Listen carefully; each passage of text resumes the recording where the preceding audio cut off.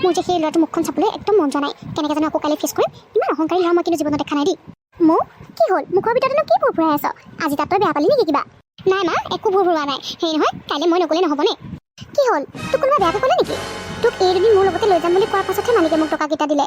যদি কাইলৈ তই মোৰ লগত নাযাওঁ তেতিয়া মালিকে মোক কথা দুটামান শুনাব বাৰু কিন্তু তোৰ যদি যাবলৈ মন নাই তেতিয়াহ'লে নালাগে মোক মই বাৰু মালিকৰ আগত কিবা এটা বাহানা দেখাই দিম এই নালাগে দিয়া মা তুমি একো বাহানাও দেখাব নালাগে আৰু সেই মালিকৰ পৰা গালি শুনিব নালাগে এনেই কালি সেইডোখৰত কিমান মানুহ হ'ব ঠিক নাই তুমি যদি ফাঁকি দিয়া তাৰপাছত মালিকে তোমাক কিবা এটা কৈ দিওঁ মানুহৰ আগতে তাকে হেও কিনো কৰিবি আৰু তোৰ আজি বহুত কষ্ট হ'ল ন এই কষ্ট নাই হোৱাও সেইকেইটা কামতো কিবা কষ্ট হয়নে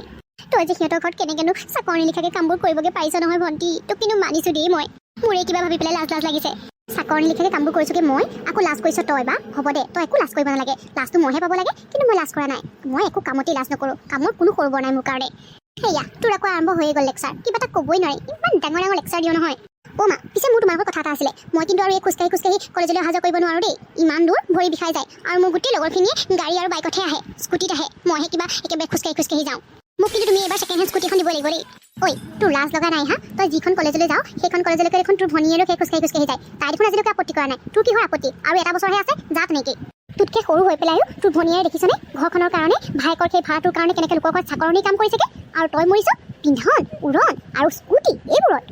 আৰু তই এনেকুৱা গছত গৰু উঠা কথাবোৰ নকবি দুবেলা দুসাঁজ কেতিয়াবা আমি নিমখেৰে ভাত খাব লাগে দাইল ভাজি অকণ কাষত নাথাকে তাইক আকৌ স্কুটি লাগে কথা শুনা ইমান একেবাৰে বৰ কথা তাই হ'ব দিয়া এইখন ঘৰততো মই আৰু এলাগি যিহে মই কিবা এটা ক'বই নোৱাৰোঁ একেবাৰে দুইজনী লাগি যায় মোক নীতি শিক্ষা দিবলৈ কিয় যে মই এনেকুৱা ভিকহু ঘৰ এখনত জন্ম ল'লোঁ নহয় অকল ভগৱানেহে জানে Rahul happy birthday thank you মোক তুমি চিনি পাইছা নহয় ৰাহুল অঁ পাইছোঁ তুমি কণিকা নহয় জানো মানে শৰ্মা আংকুলৰ ছোৱালী অঁ হয় থেংক গড তুমি যে মোক চিনি পালা কেলে মই তোমাক আমাৰ ফ্ৰেণ্ড ৰিয়ানৰ বাৰ্থডে লগ পোৱা নাছিলোঁ জানো আৰু ইমান ধুনীয়া ছোৱালী এজনী বাৰু কোনোবাই মনত নাৰাখিবনে কি কোৱাহে তুমি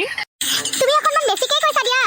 একো বেছিকৈ কোৱা নাই পিছে ব'লা ইয়াত ইমান হুলস্থুল হৈ আছে আমি ভিতৰতে কথা পাতোঁগৈ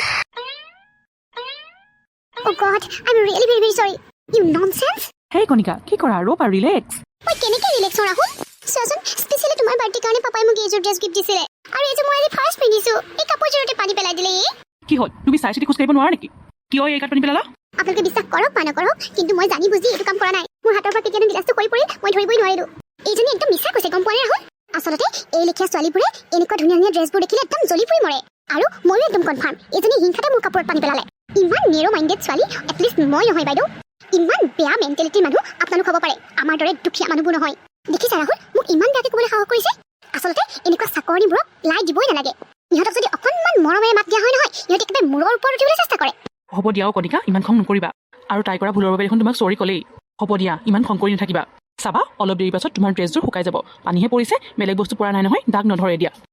তুমি অৱশেষত এই চাকৰিজনীয়ে কোৱা কথাবোৰে বিশ্বাস কৰিলা মই তোমাক বেয়া পাইছোঁ ৰাহুল সঁচাকৈ তুমি মোক আজি বহুত হাৰ্ট কৰিলা কণিকা প্লিজ এবাৰতো মোৰ কথা শুনা থেংক ইউ ৰাহুল এটলিষ্ট তুমি যে মোৰ ছাইড ল'লা মই ভবাৰ দৰে ইমানো বেয়া ল'ৰা নহয় এইজনীহে মোক ইমান বেয়াকৈ শুনাই থৈ গ'ল মই বাৰু কিয় তাইৰ ড্ৰেছৰ প্ৰতি হিংসা কৰিম মোৰ আৰু বেলেগ কাম নাই আচলতে এই ধনী ঘৰৰ মানুহবোৰে আমাৰ দৰে দুখীয়া মানুহবোৰক মানুহ বুলি গণ্যই নকৰে সিহঁতবোৰে বাৰু কিয় ভাবি নাচায় দুখীয়া হ'লেও আমিবোৰতো মানুহেই কি হ'ল এজনী তোমাৰ যে চকুৰ পৰা চকু পানী ওলাই আছে কিবা কথাত বেয়া পালা নেকি